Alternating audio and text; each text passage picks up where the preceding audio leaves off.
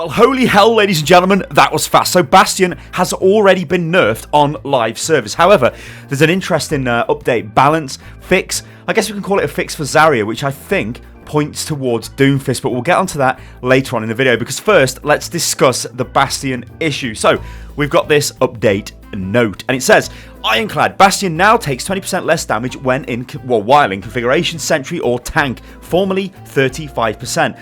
Developer comments, he was OP, so we fixed him. That's kind of what they're saying there, but is it enough? Anyway, there was this post off Jeff a couple of days ago. I think it was actually yesterday or maybe the day before. Time is all pushed together for me, but this is Jeff basically saying, well, yeah, she's a bit too powerful, so things are going to change. And things changed really fast. The question is this enough? Now, I think it's firmly established that Bastion was crazily OP. We had a discussion about this. We didn't want to overreact, but it looks like the devs have decided he is OP, and they have acted fast to try and fix this. Is it enough? I don't know. I think we might need a bit more because he is still kind of powerful. Anyway, let's talk about Zarya, because this is where it gets interesting. So, Particle Barrier no longer protects Zarya from knockback. Projected Barrier no longer protects allies from knockback. This change is actually reverting an attempted bug fix from a previous patch. Now, Zarya's barriers no longer protect players who are hit by a knockback effect that pierces the shield. This change does not affect knockback abilities that occur outside the barriers. For example, if Zarya has a barrier on herself and is hit by one of Pharah's concussive blasts, she won't be affected, because her barrier will block it. However, if Winston is going primal rage and starts smashing you in melee range, he will knock you around. That is huge. And why is that huge? Well, the Doomfist is, well, it's a fist that punches you, right? And we know from the cinematic, but we'll get onto that in a second, that it seems to knock people back. We also know it can level a goddamn skyscraper. But what about Doomfist himself? Well, Jeff actually spoke about him in the dev update video and confirmed this. Oh Lord. Well, fast forward many years later, after the Omnic crisis, peace has been struck. We're in the city of Nimbani, where humans and Omnics get along great. It's actually one of the most technologically advanced and peaceful cities on the planet. But they start to run into some strife from a local villain who you might have heard of before. His name is Doomfist. I was at the airport when Doomfist attacked. Poor bots didn't stand a chance. Everyone else gave up on you, but I saw what you could be. Hey!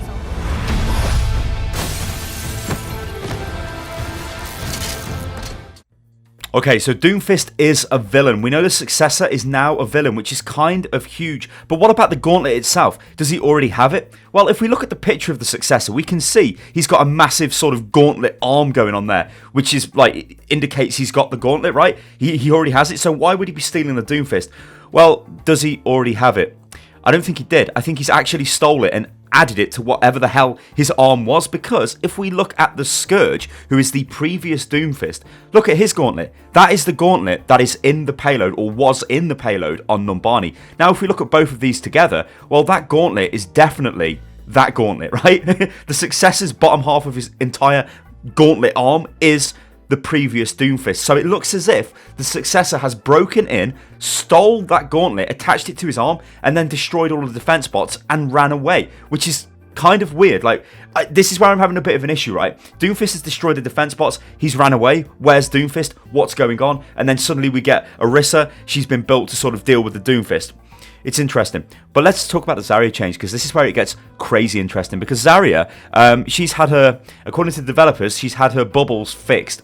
What this means is you can now, if you have a melee range knockback ability, knock Zarya back or any of her protected targets, right? So what that means is Primal Rage Winston can knock you all over the place, right? But it also means you're immune to a Pharah concussive blast. So you can still run over the bridge on Lijiang Tower, Lijiang Garden, on the tower map, and not get knocked off provided your bubble, which is great. Because initially, those patch notes did look as if it just meant concussion effects would just go straight through, or knockback effects would go straight through the barriers, which would be a bit ridiculous, right? But let's go deeper, ladies and gentlemen. Let's think about Doomfist. We know from the cinematic, which we just watched a little section of, that the Doomfist gauntlet seems to have a massive knockback component. Now, there's been calls for a while for a melee-based offensive hero. Is that what Doomfist is? But is he going to be heavily knockback-based? Like, I've always thought in the back of my mind that Doomfist would have a type of ultimate ability where he sort of slams the ground and it knocks people back, or not maybe knocks them back, but kind of crowd controls them in a way. It affects them in some way. But maybe his straight up melee attack is a knockback. So let's try and think deeper. How would this fit into the game? What about Orisa? Well, Orisa's Fortify ability makes her immune to crowd control effects. If Orisa, and just hang with me here ladies and gentlemen, has been built to combat Doomfist because Efi watched Doomfist annihilate all of the OR15 bots, it would make sense for her to give her creation, Orisa, an ability which prevents Doomfist from bashing her about all over the place. That would be Fortify, which gives Orisa a 50% damage reduction right now, although that might change, I'm not sure, but crucially makes her immune to crowd control effects of every type. That means she cannot be knocked back. Hell, it means if Reinhardt charges her while she has this activated, she's like a wall and Reinhardt just slams into her, falls onto the ground, and then she literally kills him. Reinhardt damages himself, so he cannot charge an Orisa. So I think this is a major, major clue, and she has been designed to combat Doomfist. Doomfist is probably going to be a melee range DPS hero. But we go deeper, don't we, ladies and gentlemen? Because what about these bubble changes to Zarya? Why are they making these changes right now? Well, there's a couple of ways of looking at this. The first way is maybe they don't want there to be some kind of heavy backlash that they're nerfing Zarya as they bring out Doomfist, right? Because Doomfist must be the next hero. I'll be very shocked if he's not. He is a major component in the story for Orisa, so when are we going to see him? We just don't know. So maybe that's what this is, laying the groundwork, laying the foundations, getting everybody ready. Let the Zarya players adapt, because right now, you're not going to see this as a nerf, right? You're going to think, oh, whatever, Winston's going to knock me around, that's fine, I kind of don't care about that. It's all of the other effects that it kind of protects me from, which I really care about, like Concussion Blast and Lucio's Boop, yeah, you know, that's fine. But if we go forward a few months, and then we've got Doomfist, and he runs up to you and smashes you in the face, and knocks you across the map, even when you're bubbled, well, you're not going to cry, are you then? But imagine if they changed the game literally a day before or a week before Doomfist comes out. Oh, there's a Zarya change. Now you can knock her back in melee range. Everybody would go crazy. Like, what is this? You're just giving power to the Doomfist. The other way of looking at this is Doomfist is pretty close. Now, I kind of know that it takes a lot of time to produce a hero. I think they stated there are 3 heroes in development at all times. Now, obviously, what that means is there'll be a hero which is very close to being finished. There'll be a hero kind of part finished, and there'll be a experimental hero. Now, the way they design the heroes is they use like placeholder assets and stuff for very early heroes. So they come up with their abilities. Their abilities don't even have effects or anything like that, and then they test them. Then maybe they use Symmetra's model or whatever, and they're just running around just testing the abilities, seeing how they work, and then they move on to the next phase. So for them to have 2 heroes ready to go at the same time would be a little bit insane. It would be insane because it would be a massive workload. Now, we know this is Blizzard, and we know Blizzard can, well, they've got a lot of people that work for them. They are a huge company, and Overwatch is a huge game. It would be ridiculous, though, if they suddenly released a hero. But here's the other thing. Where is the cinematic? Where's the Orisa intro video? Well, we don't really have one, do we? Yeah, we've got the backstory video, we've got the dev update, but we don't have the like Sombra style cinematic. Now, obviously, these cinematics take a hell of a lot of time to produce. I think we're going to see a bit of a combination cinematic, right? It's going to drop when Doomfist comes out. I think the Doomfist hype is real. Now, the logical part of my brain says to me this: Doomfist will be released at like probably Gamescom or maybe even BlizzCon. Probably not BlizzCon because that's a bit too far away. That's kind of the end of the year. I'd expect maybe 3 heroes this year, so I'd expect something to happen in the next few months, and I'd expect something to happen at the end of the year. That's kind of what I'm looking for right now. If that's true, then it means they've got a major reveal to make come their next kind of major event, which would make sense, right? They kind of want to target their events for big reveals.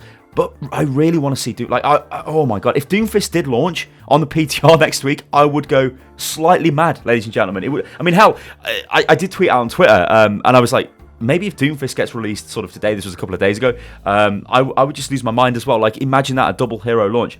But anyway, I think the facts remain. It looks as if they are kind of prepping us for a Doomfist introduction at some point, and they're laying the groundwork, especially with Zarya's bubble. Because if we go even deeper and we look at the way a melee hero could work like Doomfist, if he does have a melee knockback sort of ability. So imagine him running around, punch him with his like standard attack, kind of like Reinhardt style melee. But then like his alternate fire or his E ability is a sort of like super punch where he knocks you back quite a bit, or like a big sort of maybe like an AoE knockback or something like that. then it would make sense that Zarya's bubble doesn't affect that, because if it did, it'd give her a lot of power. But also, what about the interaction with Reinhardt? This would mean Doomfist could just run up to Reinhardt and punch him in the face and knock him out of a choke, which would be crazy. But it would mean as well, he could not remove Orisa. So if the enemy team were running a Doomfist and he was this offensive melee hero with knockback abilities, it would make more sense, wouldn't it, to actually take an Orisa over a Reinhardt, because he couldn't knock the Orisa out of the choke, but he could knock the Reinhardt out of the choke. Ladies and gentlemen, these are some very interesting thoughts. I want you to go crazy in the comments below. What do you think? Do you think we're onto something? Do you think this is just wild speculation? Anyway, I'm going to end the video at that. It is awesome that Blizzard have fixed, well, I say fixed, but they have looked at Bastion really quick and made changes to make him less powerful. I think we're going to see more nerfs hitting Bastion, because he still is kind of powerful, but I don't think they'll be crazy severe, but I think there will be some coming down the line. And Doomfist, have we kind of been sort of shown the way, like given an insight into what Doomfist abilities could be? Alright, ladies and gentlemen, I've been Stylosa. This is Unit Loss. You can follow me on Twitter, which is @UnitLossGaming, and I will catch you on the next one. Toodaloo.